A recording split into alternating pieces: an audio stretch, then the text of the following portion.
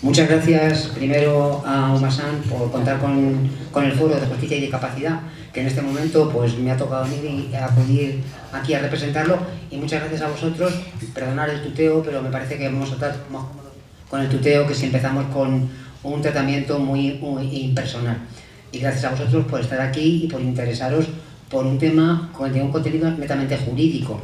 Yo le decía a Miguel cuando me dijo que, bueno, que tenía que venir, hombre, pues me habéis dejado un poco más o menos para bailar con la más fea, porque el tema es árido de narices, digo, perdón por la expresión coloquial.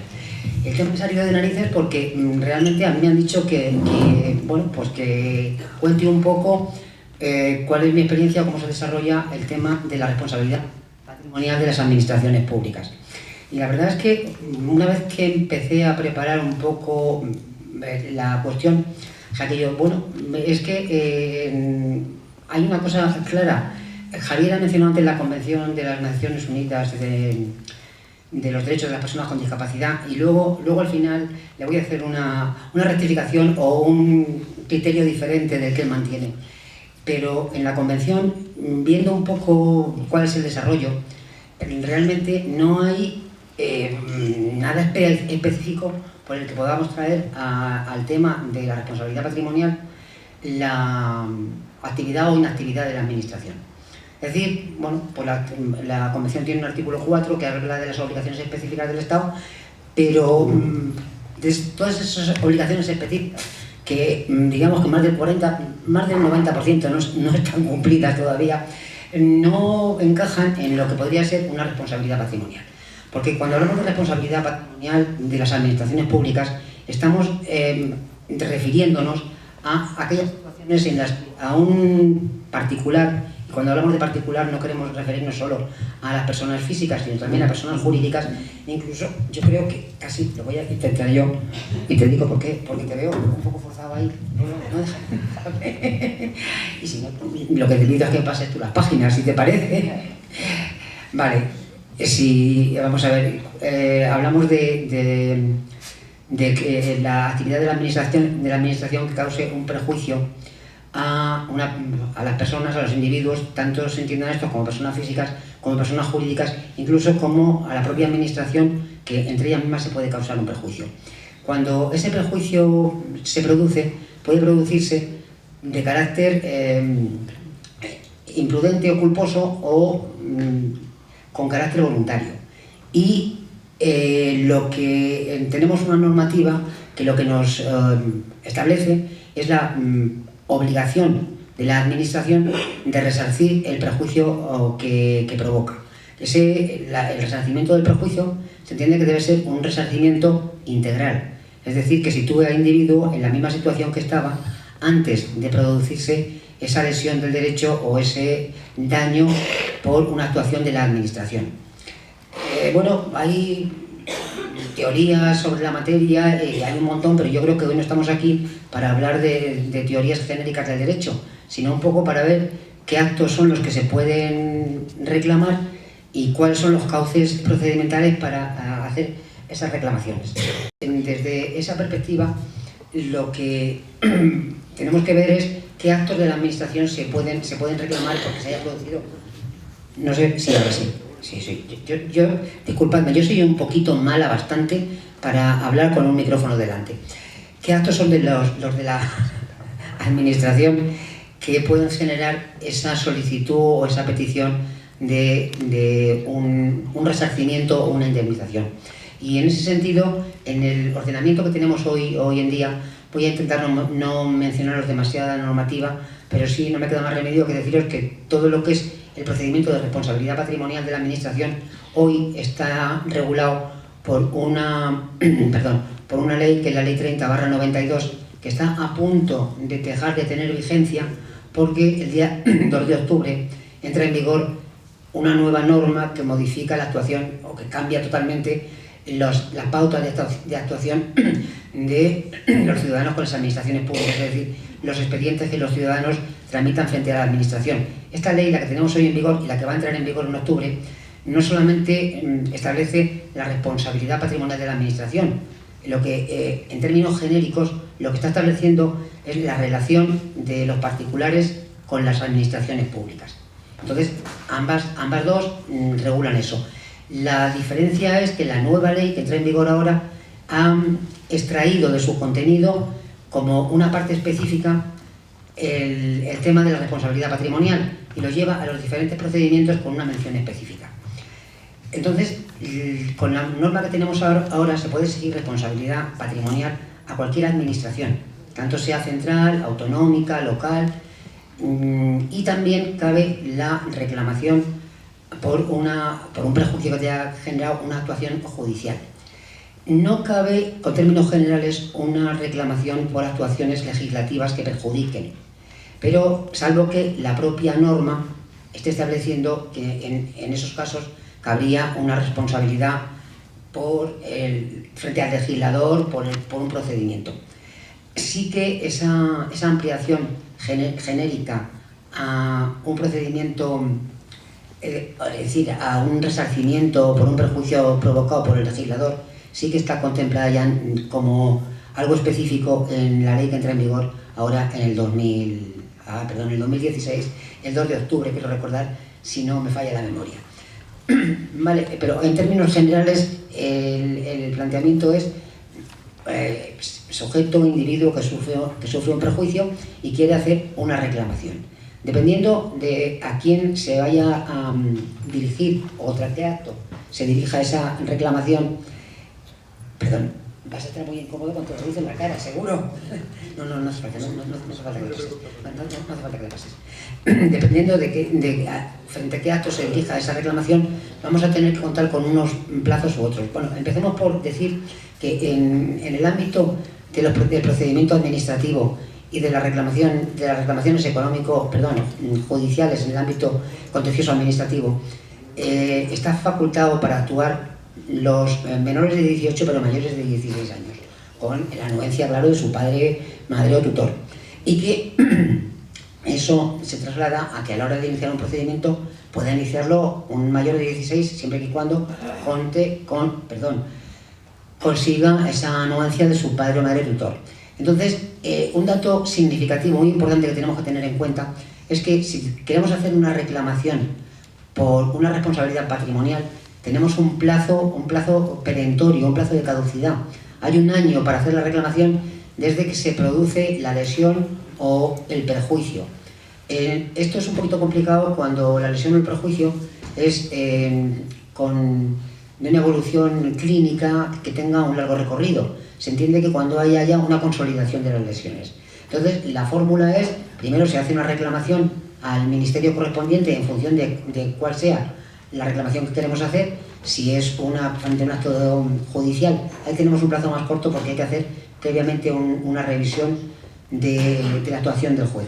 Ahí tenemos un plazo de 3 meses, pero el plazo general es el plazo de un año para hacer esa reclamación.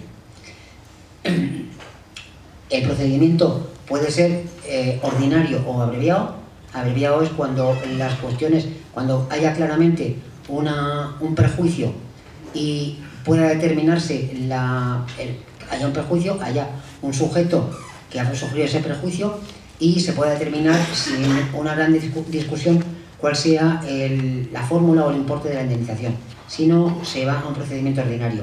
La diferencia también es muy significativa, porque en el procedimiento abreviado, si en 3 meses la administración no te ha contestado, se entiende que te lo está denegando, mientras que en el ordinario el plazo para ese silencio administrativo sería de 6 meses. Yo sé que esto que os estoy contando es un poco pesado, pero no se me ocurre ninguna fórmula más gráfica para hacerlo más entretenido. Más allá de contaros en qué momentos o qué está diciendo los jueces en relación o a qué asuntos en concreto. Mirad, lo último que he visto es un paciente con un padecimiento bronquial, que el Supremo ha dicho que no hay responsabilidad patrimonial de la administración sanitaria porque una prueba que se le denegó no era determinante para conseguir que no se hubiera producido la situación que se generó después, que no fue fallecimiento, fue una situación de incapacidad laboral y añadido un grado de dependencia. Otro ámbito en el que es muy habitual la responsabilidad de la administración es en los colegios, entre las broncas entre compañeros o una caída, las caídas en las calles, en el ayuntamiento. Esa es una de las vías que más se utilizan. Pero ya os digo, en cuanto a discapacidad y salud mental, poniendo en relación la normativa interna española con la convención, no hay una en concreto que podamos decir, que os pueda poner como ejemplo para decir, este se está incumpliendo. Sí, vamos a ver si está incumpliendo todo. O sea, realmente la Convención el Estado español tiene una obligación, pero una obligación perentoria que él mismo le ha ido dilatando por periodos de 6 meses o de un año, que es adaptar el procedimiento de modificación de la capacidad del que ha hablado Javier antes a la normativa de la Convención. Y ahí voy a empalmar un poco con lo que disiento de Javier. Yo creo que la Convención, esa Convención de las Naciones Unidas, sí ha derogado la normativa interna, porque la Convención es una norma de aplicación directa. Y como aplicación directa, cuando una norma interna del ordenamiento español choque frontalmente con la Convención, habrá que entenderla derogada, aunque sea tácitamente. Y ahí hay una discusión en materia, sobre todo con el derecho de sufragio activo. No sé si muchos de vosotros tenéis próximo o tenéis vosotros mismos un procedimiento de modificación de la capacidad con una privación de derecho de sufragio. Y eso es un atentado flagrante a la igualdad que establece el artículo 14 de la Constitución y al artículo 12 de la Convención, porque nos están tratando de forma diferente, pidiendo un control de conocimientos políticos diferente a una persona por el mero hecho de acudir a un juzgado para pedir una tutela o una curatela, es decir, por pedir una protección se le está privando de derechos. Yo difiero de Javier de que esa norma de la ley electoral general haya que mantenerla como que está en vigor. Yo entiendo que los jueces deberían empezar a entender que está derogada tácitamente porque hay una norma superior que impide que se prive de derechos en un procedimiento de modificación de la capacidad. Y en relación con ese procedimiento de modificación de la capacidad, creo que también que la Convención ha modificado el ordenamiento interno, cuanto menos en el espíritu. Cierto es que tenemos determinadas situaciones personales en las que una persona necesita un apoyo total, o sea, un apoyo intenso, muy intenso, el equivalente a la tutela. Pero el espíritu es diferente. En la tutela se le priva de su derecho, mientras que en la Convención lo que se dice es tú necesitas un apoyo total, pero yo no te voy a sustituir, voy a apoyarte, que es un concepto muy diferente. Por eso yo, Javier, lo lamento, pero difiero bastante de tu criterio en esta materia. Y no quiero dejar tampoco pasar porque bueno, me han dicho que hablara un poco de la responsabilidad patrimonial, pero de aspectos jurídicos en general en el mundo de la discapacidad. Y tocando un poco el tema de lo que también ha tocado Javier, el tema de los internamientos en prisiones y la adaptación.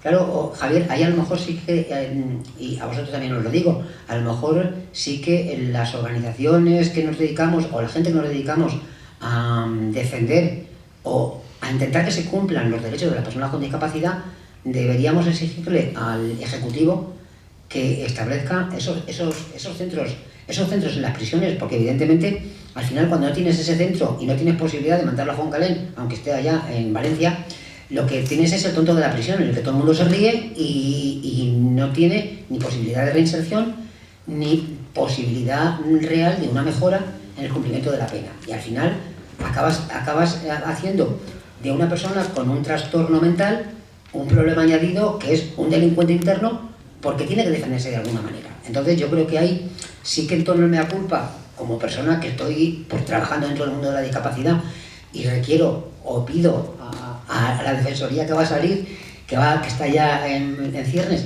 y al resto, y a vosotros, cuando tengáis un problema, que instemos ya de una vez que se regularicen esos centros paralelos con las prisiones donde se puedan cumplir esas medidas de seguridad, porque las externas creo, Javier, que no las van a rehabilitar de momento. Y en cuanto a las internas, que haya en todas las prisiones centros adecuados para el cumplimiento de la pena de las personas con trastorno mental o con cualquier otra disfunción que impida que se haga un régimen ordinario. Me temo que si no habrá voluntad política para ello. Y no me queda más que deciros simplemente En la medida en que todos estamos en el mundo, todos tenemos, podemos tener enfrentamientos con la justicia, con el mundo judicial, y el enfrentamiento que diríamos más problemático, más grave, es en aquel momento en que nos encontramos que hemos hecho cualquier tontería o sin hacerla, nos detienen y estamos en la comisaría. Vale, es cierto que los problemas de salud que tenemos cada uno pertenecen a nuestra esfera más íntima y son datos de carácter sensible, de los que protege la Ley de Protección de Datos por encima de todo. Pero mira, desde los colegios de abogados estamos intentando que haya una formación específica en materia de personas con discapacidad. Y de hecho en Madrid estamos enviando o circulando un manual de atención a personas con discapacidad mental cuando se encuentran por primera vez con un enfrentamiento de una detención en una comisaría. Entonces, vale, a los abogados les estamos haciendo llegar ese especie de manual, lo vamos a intentar hacer llegar también a las comisarías, pero yo os pediría que si en algún momento tenéis una detención y tenéis un problema de salud mental, que lo digáis vosotros, que no deis lugar a que os hagan una declaración como lo harían y con bastante mal estilo, y además pedid, si es que tenéis ese problema, que esa declaración que estáis haciendo se guarde como prueba preconstituida para el procedimiento posterior, de forma que no tengáis que volver a hacer otra vez la misma declaración una vez, 2 y 15. Y yo, de momento, no se me ocurre ninguna otra cosa más para no aburriros más la tarde. Así que muchas gracias por vuestra atención y a vuestra disposición.